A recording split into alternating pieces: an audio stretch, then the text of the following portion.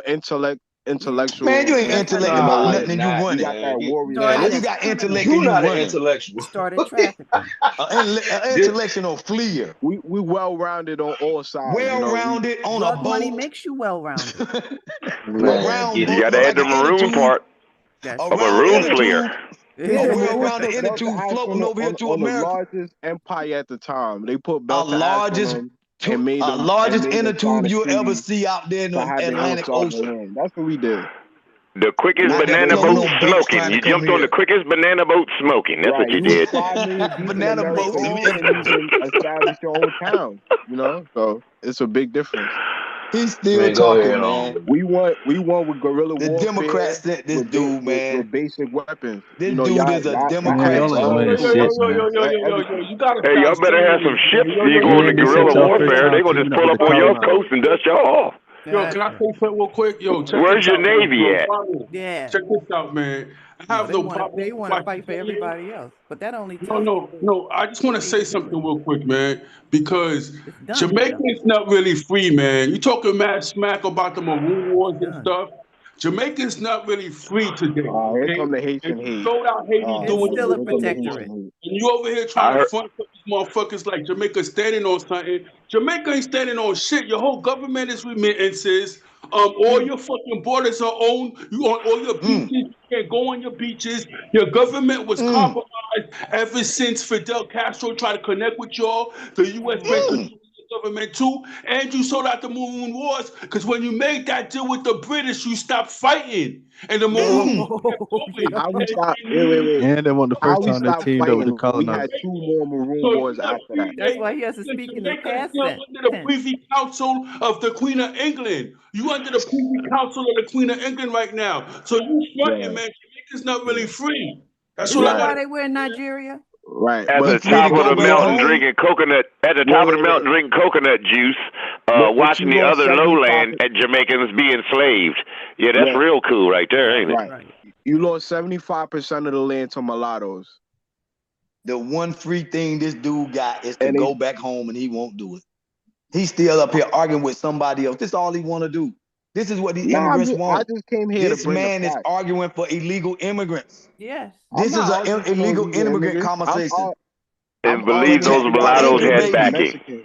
And nobody begged him to come up here and do it either. This is what he's here for. Nobody begged him to come to the panel and do it either. The mulattoes ain't nothing, fam. The mulattoes sold out the revolution. The mulattoes are the ones who tried to fight the French back in. You didn't say nothing. But we completed our shit. At least we did something, and we really got a true independence. Apartment buildings. You let no, but they sold Jamaica trash fake independence, and y'all don't realize it to this day. Apartment building. Sit on the board and steal money. And y'all don't realize it to this day, man. And they run your by people, design. your It's all by design. It's all by design. Yeah, I know let the it's by sister speak. design, I can't even hear the sister speak. What you said? Owning it. He owning it like it's his. What? He's proud of it. Proud of what? You're proud of Cubans taking over your hotels, so your people can't go in the hotels. They can only work there and go home. Your fishermen can't go out in the sea and fish with their livelihood because Cubans own it. You're proud of China coming and putting you under contract to build for you and bringing their own people over there to work. You're proud of that. Right. Well, did the sister say enough for you? We do what we want with our land. No matter if we give out contracts. Man, it ain't no we. You That's not true. They got bauxite mining going on over there right now, displacing people. Bauxite mining is displacing Jamaicans off their land, taking their land, bauxite mining. Wait a minute. Bauxite mines haven't run in 40 years. Wait a minute. I'm just gonna. Oh, they haven't? No, I'm gonna take them at his word. They do what they want with their land. Bad. So what y'all want to do is build now those they got shacks. Foreigners coming in there to run them. That's what y'all want to do with y'all land. Exactly. Right. 100. I mean, whatever we plan to do with our land that we you ain't there. Y'all ain't planning to do nothing. That's How the much problem. you getting off of that natural resources being taken off Jamaica? To do anything with the land. That's the whole point. You see the y'all difference. Ain't built you shit. Can't stop There's no infrastructure in your neighborhood. Like anybody could come and gentrify your neighborhood. This dude right here, without this is without what your you consent. get from these illegal and it's still underdeveloped. That's the point. You talking about? All these illegal They immigrants can't talk to me talking about points. unifying or division. They can't talk to me about any of that stuff because they're proud of it, just like he is. Exactly. Yeah, he said it's theirs to do whatever they want with it, and apparently the only thing they wanted to do is build hotels and tourist attractions, but they have not wanted to build any infrastructure for the people that actually live there. Right. Right. And I'm gonna say this: it sounds like the gang member That's why he wants fighting them to come over. here. Listen, that sounds like the gang member fighting over gentrified blocks. Blocks that are being gentrified right up under their nose, but they fighting over these corners. That's right. Gentrified corners. Brother, we live with the neighborhoods we live in, like Springfield Ain't no Gardens, we, Flatbush, dude. You a Canarsie. tether. You don't live in You neighborhoods have where to. real Americans live. You living in They're a tether. gated Roseville, communities Queens. because the poor I people like will living come in a in good neighborhood. and These are take your whole all family out. In New homeowners York. neighborhoods. So I ain't gonna lie. We're I They don't talking give make a the about damn neighborhood. about They that make the price community niggas of you the living housing in, living of and the then you housing not, in and that then you neighborhood as so us as high when that your you can't move community back back into your home that you neighborhood. claim you I'm so sorry. proud of, that you claim fought so hard and defeated the British and all of that, they ain't living like shit. Again, the tourists right. come there for a week and they live better than the motherfuckers that's been there all their life. Not I don't want to hear necessarily. it. Not necessarily. Like I said, you could look up my neighborhood. It's called Red Hill, Queens. Man, I ain't mean nobody Red We're Hill, gonna talking look about up no your Jamaica. neighborhood neighborhood. full of It's an daggone illegal affluent immigrants, man. neighborhood in Jamaica. That's Man, we His don't want his you to know family all was about smaller the on the Busha. illegal other immigrants side of the They running called water. his around family committing members crime. Busha. Means boss man. So Busha. you could look up my neighborhood. They It's love that located slavery in system. They Kingston. It's love it. nowhere near the tourist Poverty is a Running area. around commodity. committing crime, talking So, about go so look at what my you're neighborhood. saying, is from 1833, because that was the first war you said where y'all defeating, and y'all been doing No. other shit since That's when then. that's the war that we got slavery abolished. So you could thank us Not for getting we. slavery Not abolished. Slavery, we. so, but from 1833 to present day, only thing y'all managed to build is a fucking neighborhood. That's your claim to fame? That's No. it. Your We built neighborhood? a whole That's it. we built a whole island. We Fuck. established trade with other Not no countries. we. Not we. You are a tether. You are anchor baby. You don't He's got no French. history. He's Oh, French. Your I We history we is we. America don't want you and Jamaica don't want you. You are anchor baby. That's You right. gonna have to go back to Africa, man. But So and And you that's need to get And there he quick. says they and that's why signed a he ain't. treaty with Jamaica. That's why he be in here all the time arguing this shit because he don't got no standing and he come in here and do this and he had these circular what are you talking arguments. about? We got Bro, Exactly. you we come got in here all with the these power in circular. New You York. Jamaica no don't no no want no. him. You America come with don't want them these anchor We got circular babies. all the arguments, power in bro. New York. You don't got no power, bro. It's The 3 Africans million of don't want y'all them in either. the world. Got nothing. It's five. Come into It's the 5 clubs million of with a y'all dance hall total. mentality and had the whole club smelling like a rotten steak sub at the end of the night. Total. It's motherfucker ain't 5 built million shit but a Jamaicans in the narrative that world, crumbles under pressure. Okay. and it's the What crumble arrogance. under It's the pressure? arrogance, Everything bro. I And said, he's you can look still it up trying to at the make top. sense like he went to school, y'all. Look, we It's from the America. We arrogance, listen, bro. right? We It's the listen to a arrogance. dude that went and read like 3 books talking about 17 when he's an anchor baby, y'all. Listen, he's an anchor baby. America don't want him and Jamaica don't want him. He needs illegal immigrants because he's an illegal. Everything he's saying doesn't make any sense. Look, Jamaica's not standing with this guy. This guy's nothing. He keeps running on these sites talking to the originals. You Yo, know what why I'm saying? Jamaica don't Talking want to the him? Why G's. Jamaica don't want him? The only Why? thing they want is those Because he reparations and tainted. those He tainted. barrels. He That's been the in the only U.S. thing they See, want. the reason why they don't want him is because they know how they live in there, and they don't respect motherfuckers that flee and go to other countries and build up they shit, Exactly. They but leave sure as them hell for don't. dead. They don't They don't. respect that Exactly. shit. So that's why They they Jamaica don't. don't don't want want him. nothing like that, yo. This dude weak arguments ain't nothing but them freaking immigrant talking points.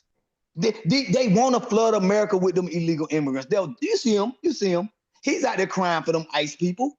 When he's not here, he's advocating for illegal immigrants, no matter how many scams, how much criminals, how much laws they break, how much everything. And you see him out there marching for people to break the law.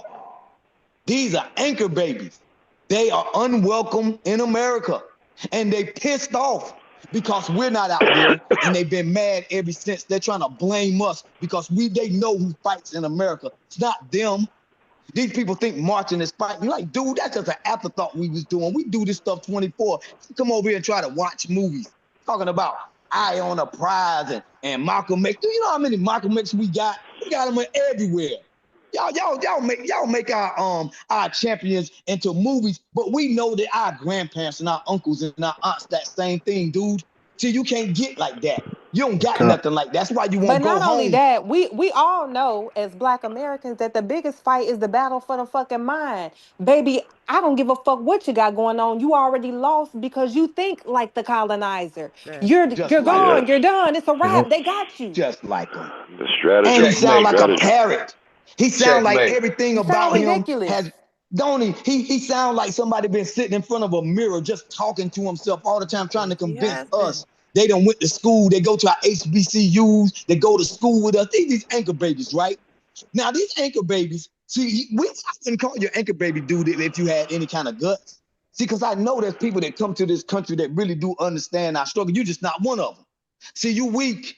You're an anchor baby. You unwanted. So that means that it's talking points, the stuff that you're saying in Jamaica, they don't want you, guy. Nah, Only man, place that's they not want even. you up there in New York. They want He you in New York and understand. San Francisco where all them illegals at. In Chicago, y'all running over our people up there because of what? They ain't out there helping you.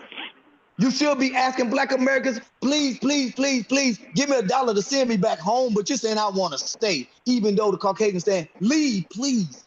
Y'all got these liberals on y'all side talking about stay. So, you know what I'm saying? These liberals trying to keep y'all here, man. For what reason? You hate yourself that bad? You don't want to look at people like you all the time? You can't look in the mirror. You look in the mirror all the time. But when you go to Jamaica, you can actually see yourself, a reflection of who you are. But hold on. But see, the difference is they got a little bit of they got a little touch of safety here. They go back there in this wild, wild west. Them motherfuckers, it's off with their heads. Every election, there's murders, and they know it. They don't. They can't even vote He without just on violence. these sites just to be talking, running his mouth. He's not tough. Yeah, bottom line, they safer here. That's why they stay here, because they safer here. It's a wrap. He can't go back home. Go back home and do what? They don't want no part of him. And if Africa ever find out who he is, they're going to get rid of him too. Listen to these talking points. No original people is going to want to hear this type of stuff. This is sellout nature. He's sitting up here talking about our answers at 1 minute, praising them the next minute. Dude, do you know we call them coons, guy? Hey, but he do that on purpose, man. He just be doing that to get he do that all the time. He just do this shit to get a rise out of people. I think he just bored. He don't got shit better to do. He come on different. He bounce from site to site, from app to app, arguing with niggas, and once you bust his head on one side, he'll go over here. he'll use some of the arguments that you use, and then he'll take those over there, and then he'll go over there, and then he'll do the same shit, then he'll come back and go to another app. Dude is like, and it's not just him, but he one of the main ones. But that's what they do though. They out here to try to find a way to like be relevant. It's not. You know what, man? It's so crazy because we only start seeing this shit once we start fighting back with the bullshit that's coming out their mouth, bro. We didn't have these problems. We did not have these problems with these motherfuckers until we start putting them in not even putting them in their place, bro. Telling them what our place is. You see, I agree. How can you come somewhere and give they got all the advice and all this other shit in the world when they talking to you? What the fuck? You know what I'm saying? But you already know what that is. They're banking on the fact that we don't know what the fuck we know, so that they could try to slide in and take our spot. Like they trying to trick us out our spot. Like we don't know what our fucking spot is. Jamaicans are just arrogant as hell. Jamaicans are just arrogant as hell. But my thing is, you arrogant for no reason. What you got to be arrogant about? That's one thing I love about my brothers, but that's one thing I do know about my brothers. You know, as far as humanity, I'm talking about. You know that they are arrogant. They are. They are a little less arrogant than. I mean, but my thing is, why they arrogant with ice? You ain't got nothing, no history to stand on. Then you really just delusional. Like, you know what I'm saying? Like, there's a ice difference out there. Look, if they so arrogant, you get like 3. You can get 3 ICE agents. They running all around, crying, calling politicians. Look, you see all these cars running around, people taking pictures of these people and everything. It'd be like 5 of them. They be falling all out, complaining, crying. They do be crying. No. You know what I'm saying? Look, it's like 7 ICE agents. They shut down a whole block of his tough guy blocks, right? They talking about they so tough. You seeing 5 ICE agents down there. You know what you be seeing walking around? FBA. FBA be walking around, chewing gum, walking where they be going, looking, watching them getting slammed all on the ground. And then they be like, y'all next. Dude, I walk around every day. I'm like, man, I don't know what you're talking about, dude. So if they ever show up and they was to make a mistake with me, that's the mistake gonna get corrected. I'm gonna be walking out. See, because they did that in Chicago. They walked out. So sometimes y'all blend in with us, but see, we understand how it is to deal with authorities around here. But y'all act like y'all come here and y'all learn about authority somewhere else. Look, dude, if you're running somewhere for a better life, and then you're gonna start talking tough. What do we call folks like you? See your If you I got don't the, even know what I mean. Like, my thing is, what's the issue? I would look at that. If your country is so great and you came over here to get a leg up, you've been here your whole life. Let you tell it. So that mean you should already have that leg up. You done already said some shit back up home. You know that's what you been here for the whole time, right? So wouldn't this be like the perfect opportunity to get back home on somebody else's dime? Like, I ain't even got to pay for my trip back home. You mean to tell me? Stay and never come back. You mean to tell me they finna pay me to go home and I was gonna do that anyway? But this one, and then he up here talking about getting banged. He talking about like the Tethers was banging on him of the Rikers. Dude, when you go to jail, you in the black car, you in the Mexican car, you in the white car. So that means all them damn Caribbean niggas was in a black car. So that they was getting banged on too. You wasn't fighting. You see what I'm saying? Like, we don't play that shit. And then on top of that, he talking about like his GDs had to go to New York. The GDs went to New York. So all them Caribbean niggas, Bobby Shmurda and all them that's claiming the rules and them niggas is they get where you think they got it from. They had to come to the soil to get blessed. Yeah. So man, get the fuck out of here, man. Like that's why I say, man, you talking about Chicago. They're like, you don't know shit about Chicago, bud. You know what I'm saying? You definitely don't. Now, notice the major cities. The major cities is where we're getting hit the worst, right? And like I said, they put these people in our community, the immigrants. You know, they have been ever since, you know, the 20s when immigration, they put them in our communities, right? So, like I said, they can police them and us at the same time. But see, they don't understand that. They think that it's all, you know, fun and games. They know, they think they're being invited. They think that. Yeah. And it's not all by design. This is by design. This is by ghettos. Ghettos was in Germany. Ghettos was in Italy. You know, before they came here in America. Like I said, this is all history repeating itself, and it is all by design. Wait, and the sooner that you understand. Wait, why shouldn't we be arrogant? Man, why in the world do I keep on talking like he in school? Hey, where's your Michael Jordan? He talk to us like he in class, right? And the only thing y'all got is track and field in the Olympics. That's all y'all got. Where's your Michael Jordan? Where's your Bo Jackson? Where's your Barack Obama? Hey, look, where's your Barack Obama? Where's your Denzel? Where's Jamaica's doing any damn thing on the planet except for making reggae music with DJ Khaled, nigga? He's not African American. Okay, whoa. Why shouldn't we be? Why shouldn't we? What are you? Stop. What are you? For the Harlem Renaissance, we created hip hop. What are you? No. What are you? No. Look, he just saying that. He just saying that.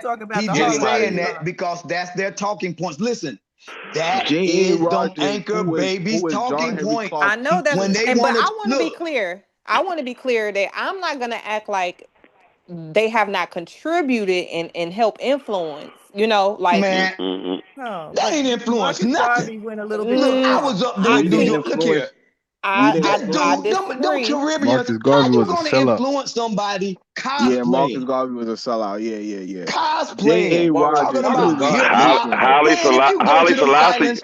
I'm gonna be honest. Haile Selassie ran from war. Back in the day, that's right. Back in the day, I don't think they were cosplaying as us. I do think there was a real respect for each other's culture and a real sharing of the culture. And it helped to merge into something new. Okay, well, check this out. I won't dispute that. Me personally. I was going, listen. My family, all of them in New York right now. But they definitely put 20 on 10 about what they did contribute. New York and North Carolina, which is where I am right now, been going back and forth all my life. My grandmother died up there. I got family from New York. And by the way, wait a minute. And by the way, people that's never around us. And by the way, when I was going up there, when I was going to Boys and Girls School in Brooklyn, fool, I'm gonna tell you something right now. When I was going up there, and my mom was up there in the 40s and the 50s, and look here,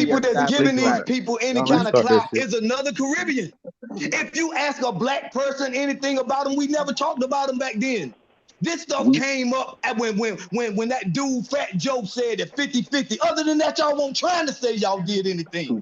When y'all showed up, man. Marley had to come here to be We've been living in hip hop and all this stuff. Well, I'm not gonna hold you. We never had to go talk to no Caribbean or go consult with a Caribbean or African or something to make music. When? Why? So, hey, y'all ain't around. I'ma just say the Britannica, Encyclopedia Britannica does give credit for the beats. You know what? For the beats. Like not one only of do the they original give them credit, beats. That's not only do they give them credit, they give them false credit. And look, and not only them, you know who else does that? The Hip Hop Museum do too. And I'm gonna tell you why they give it to them. Ever since that Cool Herc picture up there in the source, Prior to that right there, these dudes was not known. We was not thinking about them creating no hip hop. There was no thing super called hip hop back then anyway when them dudes took that picture. But now these dudes we ain't getting nothing from them. But hold else on, I would know. but Else I would know in my lifetime. There's never been a Cool Herc or none of them people that created nothing. How you gonna create hip hop? Here's what I'm saying though. Like, and hopefully you can just hear me out. Because they've been given credit, I'm not gonna say that they haven't made any contribution, even if I believe that contribution was 1%, right? See, but to me, they lose credibility because at the end of the day, you're gonna take that and you're gonna try to conflate it into y'all built hip hop when y'all contributed to maybe an introductory beat that somebody may have been inspired by and built on. I don't mind telling the motherfucking truth because to me, the truth don't threaten me. What the threat comes in when, okay, we're gonna acknowledge the truth. Y'all have influenced some beats. But look at all of the artists and look at what it has turned into, and y'all cannot claim credit for that. Can I talk? And then you can't. Y'all founders just like the European. Y'all founders just like the Europeans and the Spanish founded Caribbean and America. Trying to get these fantastical and I'm from North Caribbeans. Carolina. We was fighting the Caribbeans. Can I trying to make it? And then you're trying to explain the Caribbeans. How you in America trying to explain anything? Can you I get the anchor baby? Can I get the four? You're anchor baby. Can I get an anchor baby, dude? Hold on, somebody trying to talk. Look, briefly, Hold